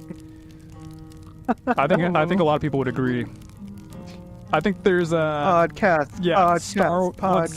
Star Wars. We could do an Acolyte podcast. Oh my god. Oh god. All right, let's go into chapter. Say, guys. Oh, go ahead. I like the Star Wars movies. Which ones, though? They're fine. All of them, or at least all of the recent ones. I think they're all pretty fine. Well, she said that. I know, I'm going to be the most... Comment section. I did. Let her have it. No, I'm just kidding. Hate me. Let her have it. Yeah. Burn it! No, I think that's cool. I think there's still a lot to, I don't know. There's still a lot to like about Star Wars. It's just a shame what they've done to it, I guess. They've done so much bad to it that it kind of makes even the good ones look bad. Like, that's how bad it's gotten. Anyway, all right, chapter 6. In the next scene, we're with Kat and the Santa guy. What's his name? Maester? No. Evil Santa. No, his name is like Sir Roderick. Yes, Sir Roderick. Oh yes, my God, I had no idea. I must have had some idea. Anyway, he's urging Kat to. They're like waiting somewhere like off in the wilderness. So at first, I thought they were just like watching the battle from like the outskirts or something. I don't know where they are. I still don't know where they are. Anyway, he's like, we should go, and they're watching something from afar. Maybe they're watching the aftermath of the battle. I already said that. And then they see a group of riders approach them. It's Rob, and Kat is like overjoyed to see. So I guess they're waiting for Rob to get back. And then the Santa guy is like, he's dead. We got to go. And then so they're about to leave, and then he appears, and she's like, oh shit, he's alive. Yay. They've captured Jamie. And he's thrown down in front of Kat. She asks for her daughters and husband back, and Jamie's like, dude, I can't. What do you mean? I can't do anything about that. What are you talking about? Theon is there. He's like, send his head to his father. So that's Theon's one line of the episode. And Rob is like, he's more used to us alive than dead. And then they take him away. They chain him up. And Jamie challenges Rob to a one-on-one battle, much like Tyrion did in the Eyrie that one time. And then he's like, we could just end the war here now, based on like, it's just one-on-one. Whoever wins the war. And then Rob is like, dude, no, like, you'd win. And then they take Jamie away. So it doesn't go down the way that it went for Tyrion, which is, maybe there's something literary about that. I don't know. Then Rob addresses his army, even though he addresses his army. He's like, sure, we got Jamie, but we haven't saved Ned. We haven't saved my sisters yet. We haven't saved Syrio. So no, the war is far from over. War isn't over, people. Yeah. He's like, yeah, we Ned, my sisters, but fucking Syrio? And then Yeah, he's like, the war is far from over. We still got to fight, guys. And then everyone's like, what did you say? Like, we can't hear, because he's talking quietly to himself and he doesn't have a microphone. But anyway, in the next scene, we're back in King's Landing and Arya is chasing pigeons. She's like homeless now. She needs food. She's going to eat a pigeon. She catches one and she tries to trade it for like a pastry. But the guy tells her to piss off. And then the guy just walks away and leaves his pastries unattended. She could have taken one. She could have taken 10 of them. Like, he just walks away. They're there still. And then she totally could have taken one, but she notices everyone is walking towards somewhere. Ned is being taken to the Sept of Baelor. She asks, like, some kid walking by. She's like, where are you guys going? And he's like, the Sept of Baelor. The traitor is being taken there. And then Arya drops her pigeon and follows everybody too. Like a sheep. No. Ned is brought out by guards in front of a large crowd of angry townspeople. He sees Arya, who has like climbed up onto a statue. The base of the statue, but very prominent. Anyway, as Ned is brought through the crowd, he sees Walter White and shouts, Baelor! But he looks away like he doesn't know him. So this guy's name is Baelor, Walter White. His name is... Oh, no. No, his name is not Baelor. Baelor is the god, one of the seven, and it's the statue. It's the statue in that scene. Oh. But like, why does he shout out Baelor to him when he walks by him? He's just like... That's where Arya is set up. Oh, okay. All right, that makes a lot more sense. Okay. Interesting. I mean, it's still, I don't know how any casual person watching that would know that. But anyway, the crowd is shouting, traitor. Ned is brought before Cersei and Joffrey. Sansa's there too. Her hair looking good. No, it looks like Queen Amidala's hair. Again, it does. Very Star Wars-esque. She has a smile on her face. She's like, you're gonna get free. It's cool. Everything's cool now. And then Ned addresses the crowd, introduces himself. He's like, I'm Eddard. Yo, guys, I'm Eddard Stark. And then he confesses to treason. And he also has to say that he plotted to murder Joffrey to seize the throne for himself. All of this is untrue, but he has to say it. Someone throws a rock at his face, hits him pretty hard, it like knocks him back, but the Hound catches him, puts him back on his feet, and then Ned continues and finally declares that Joffrey Baratheon is the one true heir to the Iron Throne. And this puts a tiny smile on Joffrey's shit-eating face. I can't talk anymore. Water. Water. Joffrey's shit-eating face. There we go. The crowd continues to shout traitor, then Maester Pyce speaks up and he's like, look, we all sin. This man has confessed his crimes. He's cool now. The gods are merciful. And then he turns to Joffrey and asks, what is to be done with this traitor? And Joffrey's like, well, my mommy has told me to make him join the Night's Watch for the rest of his life. And Sansa has begged for his mercy, but they're just stupid women, and they don't really matter. What they say doesn't matter. So treason should never go unpunished. And he tells Sir Ilyn to bring him his head. And Sansa's like, no. And even Cersei is like, dude, stop playing around. Like you're kidding, right? But no. Ned is forced to his knees. Sir Ilyn, I think it's like the guy without a tongue, right? Puts his little cute executioner's mask on and pulls out like a huge ass sword, like Berserk, like Guts' sword in Berserk, like that size. Someone got that. Joffrey just smiles the whole time. Ned looks at the crowd. He looks at Sansa, then he looks for Arya, but she's gone. Doesn't even get to see Arya one last time. And then Sir Ilyn takes a few practice swings to line up his aim. And then with one clean swing, dude, fucking lops his head right off. And then he pisses it. No, I'm just kidding. Clean cut. Ned's dead. The end. That was episode 9, Baelor. Ugh.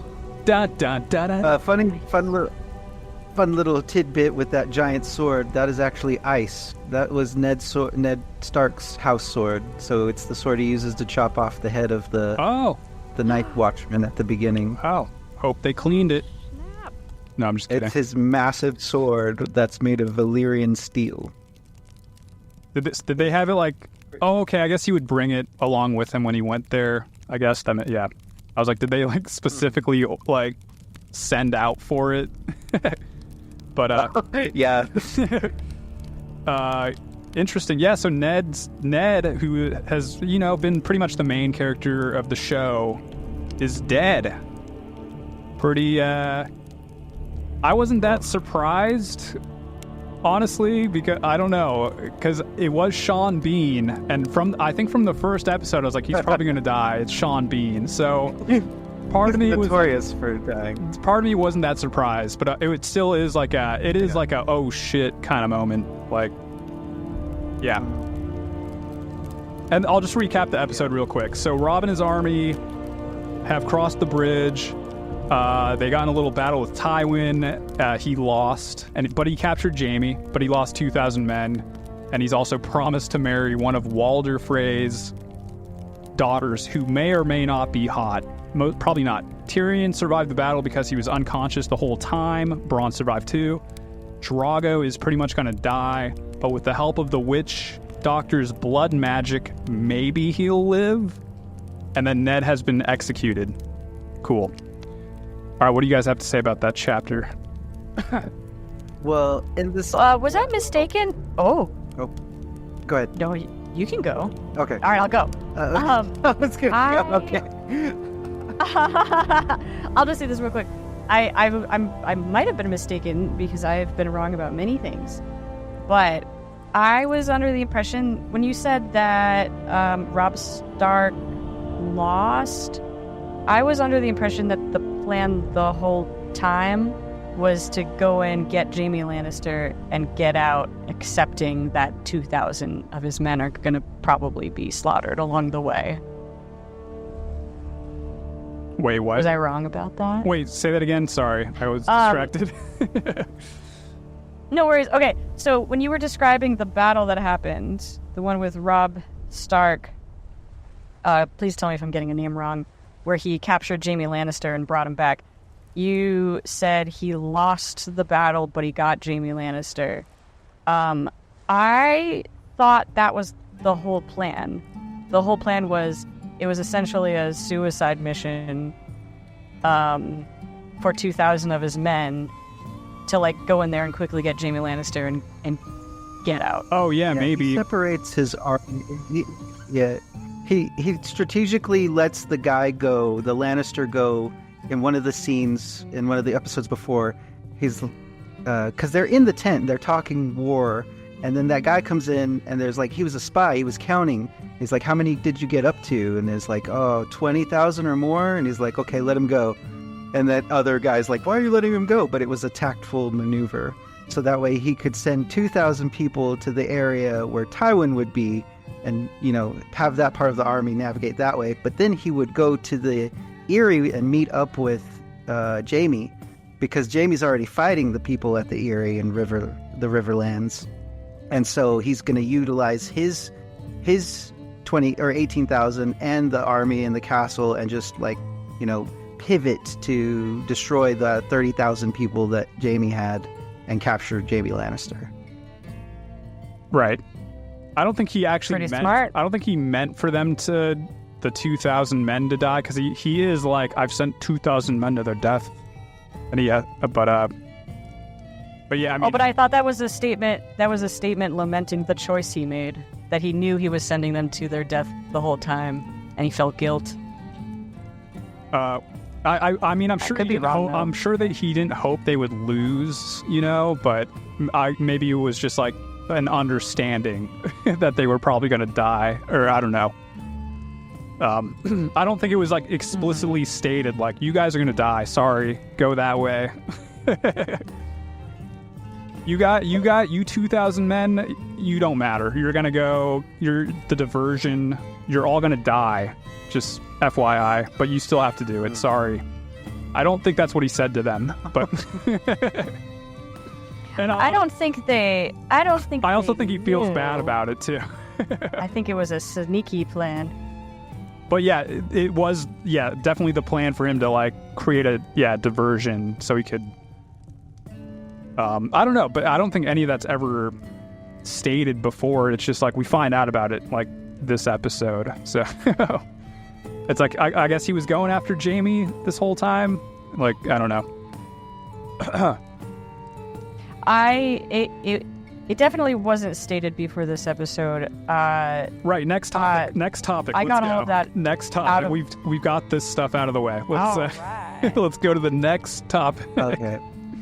I guess I'd want to just jump right to Ned Stark with Sure.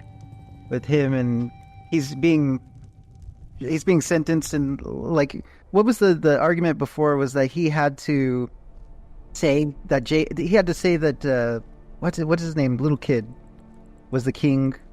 Joffrey. Joffrey. Yeah. You forgot Joffrey. Yeah, so Joffrey was like, I forgot Joffrey's name, right? But he was like, have your father, he told Sansa, have your father confess that I'm the one, true king. And while he's in prison, Stark is talking to Varys, and he's like, I won't do it. But then Varys is like, you have to, because think of your children, but also, you gotta serve the realm or something. This is why I don't like Varys, is because I think that he has this notion of, he has this pretension of that he is the one that gets to decide, I'm doing this for the realm. You have to do this for the realm. Like nobody's dictating that to him, and he's doing it for him. He's doing it, deciding that for himself. But And he was wrong.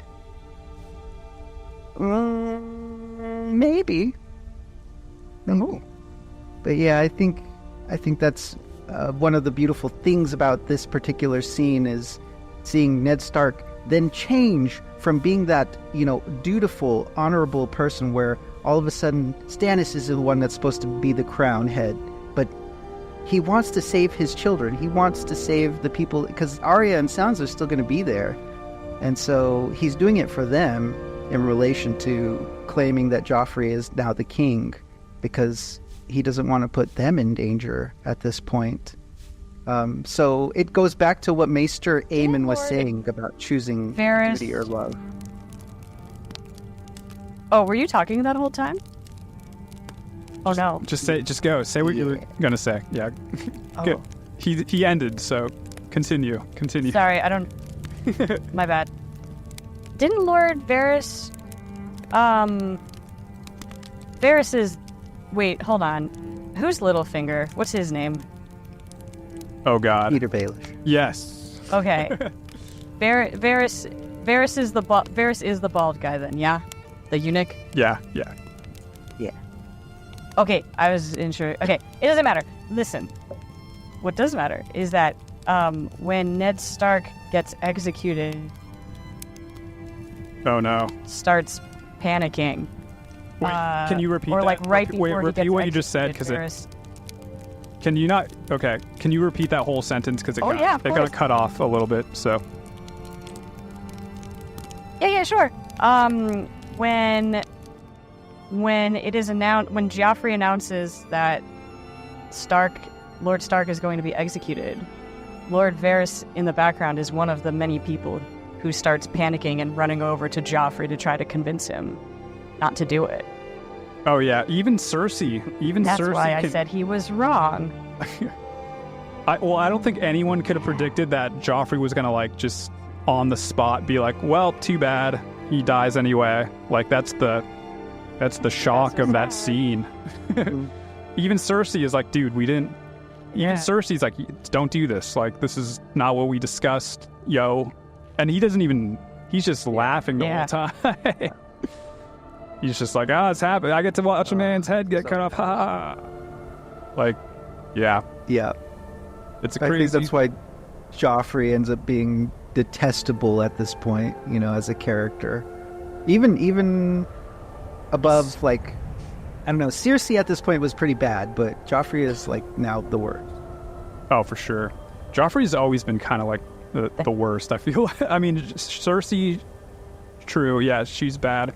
but I've never liked Joffrey like one time. At least Cersei kind of looks like Megan Fox. Yeah. At least Cersei's actor, isn't it? What's her name? Lena Headey. At least she's in the movie 300, and that's kind of cool. So Joffrey doesn't have shit. What movies is he in?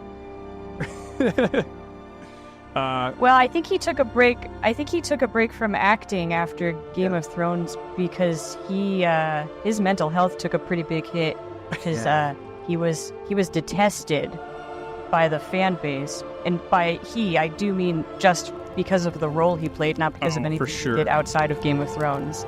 Right. And it took a major hit on his mental health, and I think he stopped acting because of that. My God. He's back at it now. Yeah. He's got a new... All right. It sucked, dude. That happens a lot. That happens with any show that has like a really detestable character. That always happens to that actor or actress. Like literally all of them. They all get like hated out of acting. Did you hear what happened to like little Anakin Skywalker from episode 1? No, what happened? I mean, he was he was bullied at school for a while. He stopped acting, and I guess now he got into some he assaulted his mom, and now he's like diagnosed with like schizophrenia. I think he went to jail for a while. I don't know what he's doing now, but I think schizophrenia is usually like a hereditary thing. Oh God, somebody logged out. But I would have to think like it really like unlock like all the hate and his like depression probably helped unlock it a little bit, you know. And also there was another actor in The Walking Dead. I can't remember which one, but one of the enemy actors was like also heavily hated. And then also in other Star Wars movies, Rose from The Last Jedi, people hated her. And then also Rey freaking Rey gets a lot of hate. Anyway, all right, let's move on to do we have anything else to say about that final chapter? Just one other thing for me is the visual at the very end, right before he cuts to Arya, is the shot of the birds flying, and I think those are just birds going out with like letters of. I feel, and this is just me assuming, honestly, because I don't know. But I feel like those are the birds that are traveling to now spread the news, possibly. Oh, okay. Oh my gosh, that makes so much more sense than what I was thinking. But that would indicate that they knew that was going to happen, which is why I'm like, I don't know if that makes sense. But it's something fun to play at, to think of that visual. And actually, it adds another element because... well, something else that could be implied with that visual. So it makes me think like most of this stuff is not arbitrary. Everything that's been put into the show has at least some importance, visually, musically, dialogue-wise. Yeah, it's just beautiful. It all weirdly connects. Even a shot as simple as birds flying is also, it relates somehow. Like it's not just like flavor. It's like yeah. Anyway, okay, what are we rating this episode? Jojo. I'm gonna give it a 9 ice swords Valyrian steel out of 10 because it made me sad. Yeah. I'm gonna give it 8 death crows out of 10. I'm giving episode 9 a 9 as well. It was really good. I liked everything. I liked the Walder stuff was really funny. I liked the little game night with Tyrion, Bronn, and Wonder Woman, and then the Ned dying, very well done scene. So, honestly, this episode takes you on a roller coaster of emotions. Yeah, it's got everything. It's got comedy. It's got Ned dying, and it's got even like when you see Arya look like hunting pigeons, you're like, oh, she's homeless now. That sucks. Like, Oh no. and then it's also like, okay, shit, what is gonna happen to Arya next? What's gonna happen to Sansa next? What are they gonna do to Jaime? Jaime got captured. What's gonna happen with what's next for Tyrion? He survived. He thought he was gonna die. Is he gonna have to like marry Wonder Woman now? Like he promised or whatever. Like I'll pay you forever, or whatever. You're gonna have to sing. I'm gonna give you those magic cards, I guess. Shit. Yeah. There's still one more episode in the season too, which is crazy. Like you would think this would be the final episode of the season, but no, man. One more. One more. Cool. What house do you align with? Ooh. I'm still with the Skyrim crew. Okay.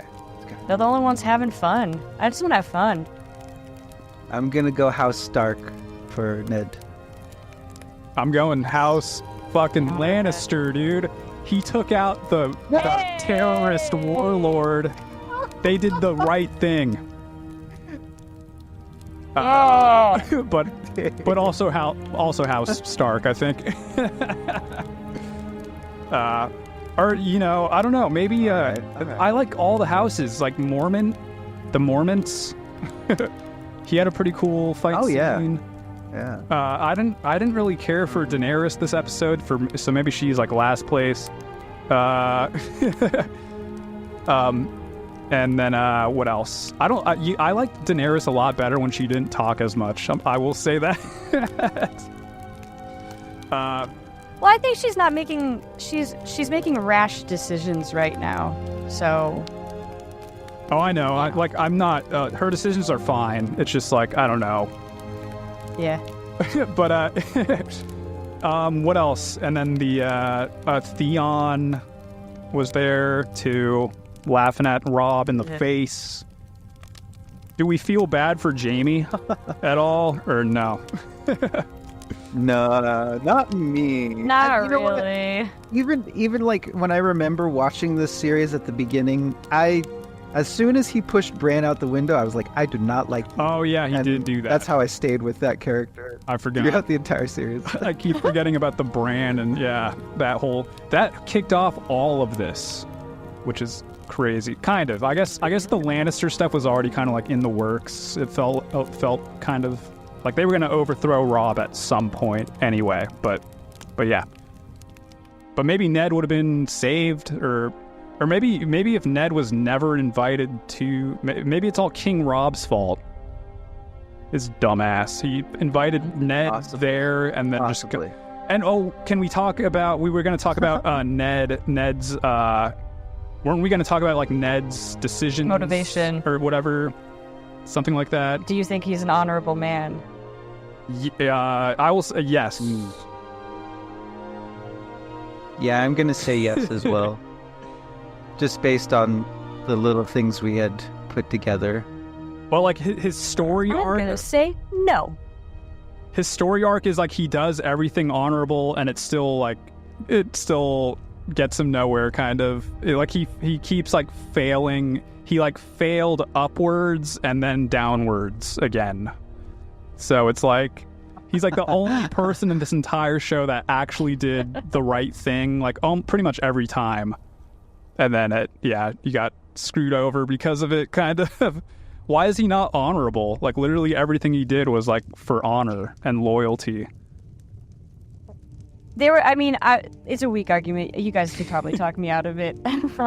But I was thinking about him being bent on the Lannisters, Cersei and Jaime in particular, and that all came from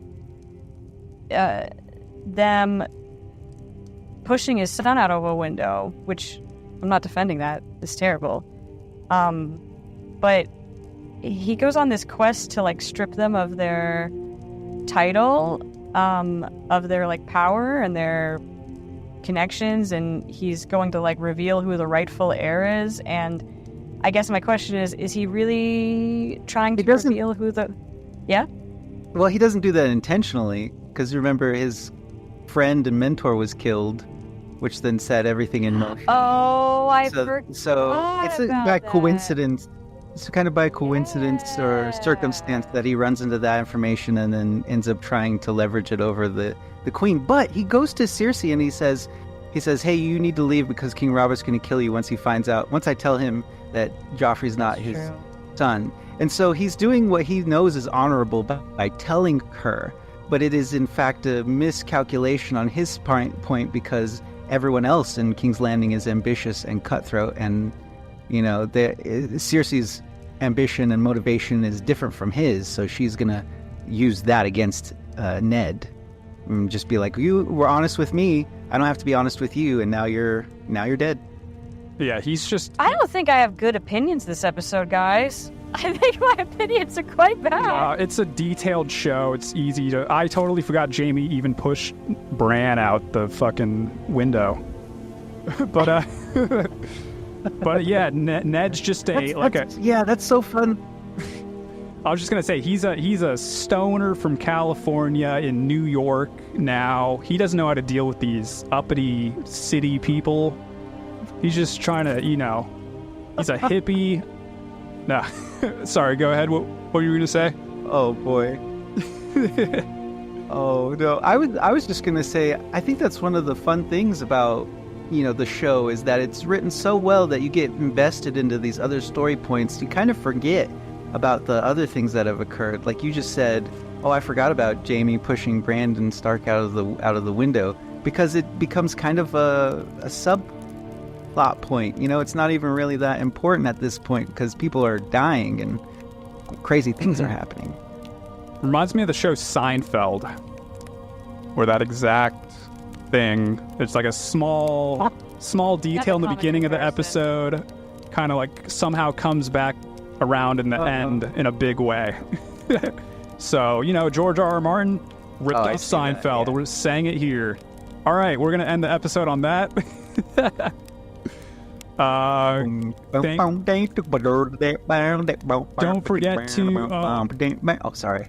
I totally forgot to say like, comment, and subscribe throughout the whole thing. Again, we're not editing this, so hopefully that wasn't too bad. Yeah, thanks for watching. Watch Comic Book Noobs if there's more episodes up. And yeah, have a good one. Oh, shout out to Goten5525 for his comment. Oh, yeah, let's read that comment real quick. Is that his name? Was it on episode 7? Episode 8. We got a comment on episode 8. I like how we're like, what's the comment?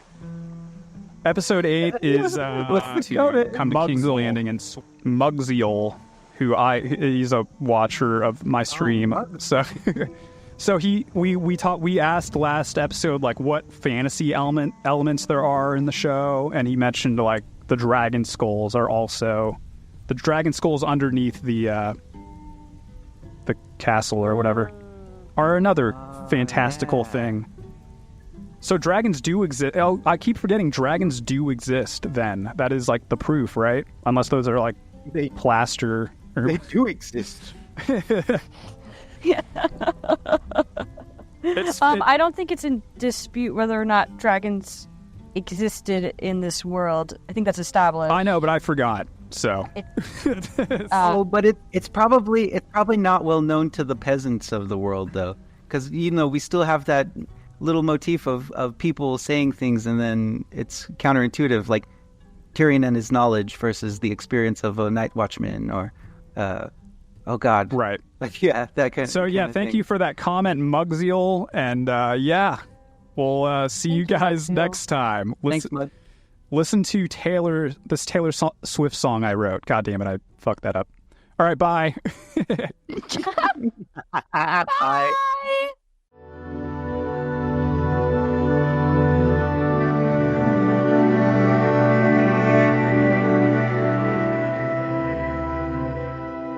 Ned swings the sword, strong and true. Bran learns what the brave must do.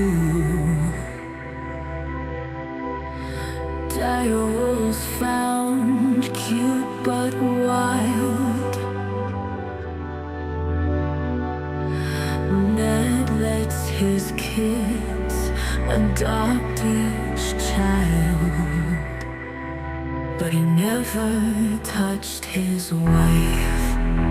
He was busy with his life, but he never touched his wife.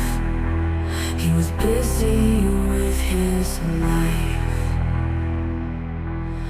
Ned seeks truth, outsmarts the king. Danger's near, senses panicking. Quits his job to do what's right. Then Jamie stabs him out of spite.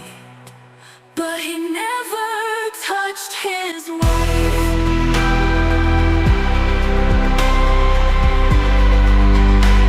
He never touched his wife.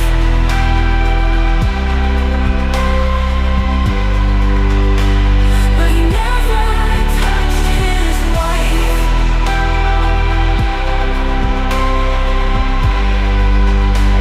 He never touched his wife. Ned's locked low in a dark pit. Varys drops by for a bit. Tells him lies can save the day. Ned just sighs and fades away. Though he bends to spare his name, Joffrey kills him just the same. But he never touched his wife.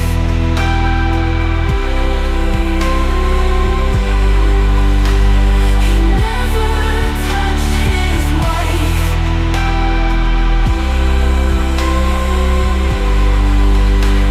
But he never touched his wife.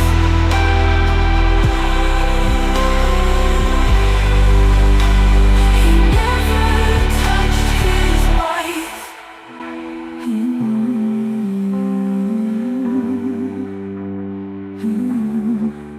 Ned swings the sword, strong and true.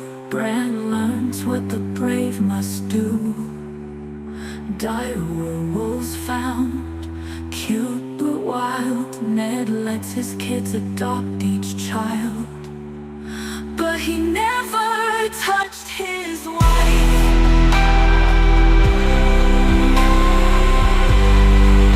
He was busy with his life.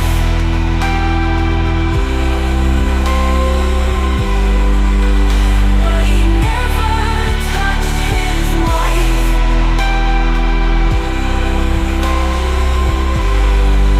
He was busy with his life. Ned seeks truth, outsmarts the king. Danger's near, senses panicking. Quits his job to do what's right. Then Jamie stabs him out of spite. But he never touched his wife.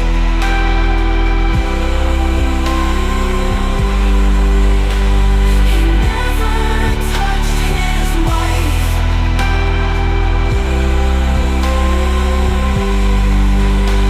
But he never touched his wife.